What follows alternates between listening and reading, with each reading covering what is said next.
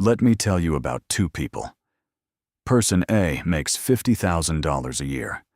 She cuts subscriptions, packs lunch every day, skips vacations, and saves $1,000 a month.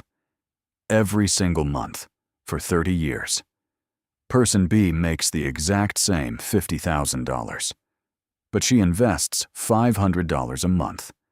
Half what Person A saves, starting at age 25. At 55, Person A has $360,000 in her savings account. Person B, she has over $1.1 million. Same income, same starting point, 3 times the money. The difference isn't discipline, it isn't luck. It's this one shift in thinking that almost nobody teaches in school. And if you grew up being told, just save more money, stick around. Because that advice, while not wrong, might be the reason you're never going to be wealthy. Here's the thing. We live in a country where the personal savings rate is hovering around 4.6%. The median American retirement savings, $87,000. And yet the advice hasn't changed in 50 years. Spend less, save more. Cut the avocado toast. That framing is broken. And I'm going to prove it to you with math. Let's say inflation averages 3% a year, which is actually lower than the historical average. You put $10,000 in a savings account, paying 0.5%, which is what most big banks offer. After 10 years, your $10,000 has the purchasing power of roughly $8,600. You didn't just fail to grow your money. You lost money by saving it the traditional way. That's not financial advice. That's math. And it should make you angry. Now, saving itself isn't the problem. The problem is what you do with that savings. There's a difference between saving and building wealth. Most people only know how to do one of those things. I want to tell you about Ronald Ridd. Ronald was a janitor in Brattleboro, Vermont. He pumped gas. He wore flannel shirts. He drove a used Toyota. By all outward appearances, an ordinary guy. When Ronald died in 2014, at age 92, he left behind $8 million. He never had a high salary, never started a business, never won the lottery. What did he do? He bought shares in companies he understood: Johnson & Johnson, Procter & Gamble, J.P. Morgan. Companies that make things people always need. He bought them slowly. He held them for decades. He reinvested every dividend. The janitor outperformed 99% of professional fund managers.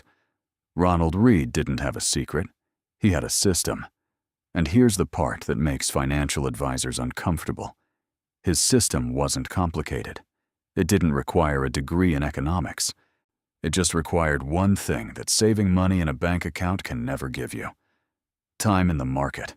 Okay, let's do the math together, because this is where it gets genuinely shocking. The S&P 500, which is basically the 500 biggest American companies, has returned an average of about 10.5% per year since 1957. Not every year. Some years, it's down 30%. Some years, it's up 30%. But averaged out, 10.5%. Now let's compare two strategies over 30 years. Strategy 1. You save $500 a month in a high-yield savings account at 5%, which is actually a good rate right now. After 30 years, you have about $416,000. Strategy 2. You invest that same $500 a month in a simple S&P 500 index fund. After 30 years, over $1.1 million. That's not a rounding difference. That's $700,000. And here's the part that should completely break your brain. Of that $1.1 million in the investment account, you personally only contributed $180,000. The other $920,000 was generated by your money, making money, making money. That is compound interest working for you instead of against you. Warren Buffett didn't become the richest investor in the world because he's the smartest man alive. He said himself, the secret is compound interest and time. He bought his first stock at age 11. He still regrets he didn't start earlier. If compound interest is powerful enough to make a billionaire say, I should have started sooner, what does that tell you about waiting? So why do we all keep being told to just save more? Because saving feels safe. Saving feels responsible. Saving is tangible. You can see the number go up. Investing feels risky. It feels like gambling. It feels like something rich people do. And look, that psychology makes sense. When the market drops 20% in a month, like it did in 2020, your savings account doesn't do that. That's genuinely less stressful. But here's the mindset shift. Risk isn't just the chance of losing money. Risk is also the near certainty of your money losing value sitting still. The real risk isn't investing. The real risk is doing nothing. And I'm not saying stop saving. An emergency fund is essential. 3 to 6 months of expenses, liquid, accessible. That is non-negotiable. But every dollar beyond your emergency fund, sitting in a savings account, that dollar is losing the race against time. Saving protects you. Investing builds you. You need both. But you cannot build wealth with protection alone. So here's the playbook. 3 steps. Not complicated. Just requires making the decision. Step 1. Build your floor first. Before you invest a single dollar, have 3 to 6 months of expenses in a high-yield savings account. Marcus by Goldman, SoFi, Ally. These are all paying around 4 to 5% right now. That's your emergency fund. That's your floor. Don't touch it. Step 2. Invest automatically. Open a Roth IRA if you earn under $146,000 a year. In 2024, you can put in up to $7,000. Every dollar you put in there grows tax-free and comes out tax-free in retirement.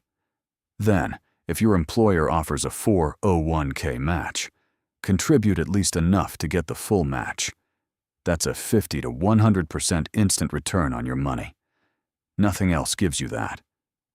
Step 3. Buy boring stuff and don't watch it.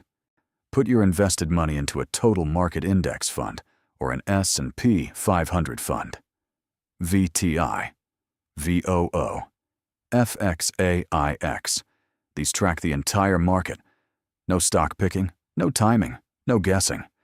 You just own a tiny piece of every major American company. Then automate it every month and stop checking it every day. That's it. No crypto gambling, no options trading, no secret formula. Just consistent, boring, automated investing. The exact strategy Ronald Read used. The exact strategy most millionaires quietly use. The people who retire with real money aren't the ones who sacrificed every small joy. They're the ones who started early, stayed consistent, and let time do the heavy lifting.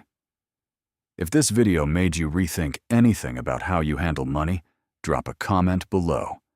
Tell me, are you a saver or an investor right now? I read every comment. And if you want to see the next step, how to actually pick your first index fund in under 10 minutes,